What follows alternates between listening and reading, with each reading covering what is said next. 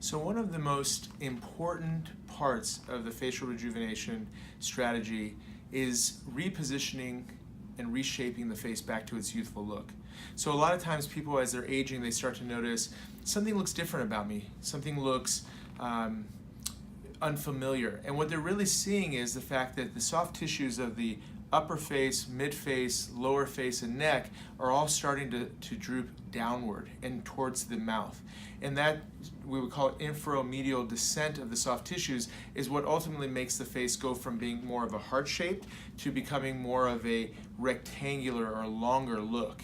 And so I would say, of all the different procedures that we have to offer, perhaps one of the most important parts that we can address is reestablishing the facial shape. And the way we do that is with a vertically oriented lift that takes the jawline and the neck and the lateral brow all back into position. A lot of times people wonder, well, why can't I just have a neck lift? Or why do I need a lateral brow lift? And the simple reason is all three of these areas are really one unit and they all age together. So what we want to do is put them back to where they came from together. It doesn't make any sense to be able to have a youthful looking neck and jowls that hang over the jawline, or a mid-face that droops, or a corner of the brow that droops. And the same thing goes for when we lift the jawline and the neck back up into position. Well, what happens in the upper face? All this soft tissue will then kind of crinkle over here and fold over, and that'll create a heaviness in the upper face that wasn't so noticeable before, because the fact that everything was down together. So a few basic points to review. The fascia that connects the upper portion of the temple and the lateral brow is connected to the midface, is connected to the jawline, is connected to the neck. All three of these areas are basically one unit, and when we restore them, we want to go back up. The second important point is that a truly rejuvenated look has a completed effect. You don't want to see a face that has a mishmash between, a younger lower third and an older upper third.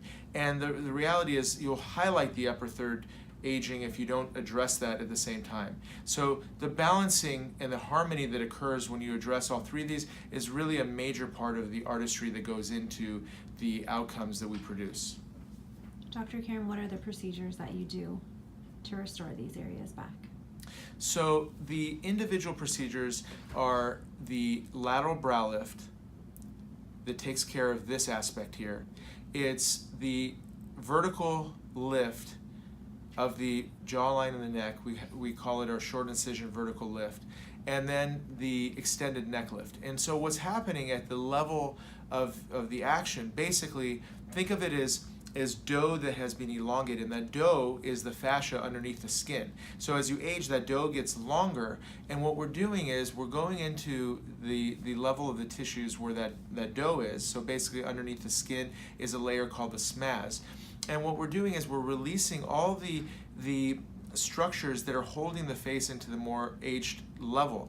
And once we release it, we're resetting it back up into its more natural position. So this is not a facelift in the way that people think of facelifts, kind of tightening the face. We're not tightening the face at all, actually. We're literally repositioning the fascia back to where things were in a very rested look. And because we're not lifting we're not tightening the face, you don't get that unnatural, windswept, or strained look to the face that often causes somebody who's looking at you to know within a second that you've had a facelift. So the more contemporary and modern techniques move away from that technique completely and move towards an approach that is basically, think of it as more of a restorative approach to the fascia, the deeper layers, and lets the skin just redrape naturally into its new position.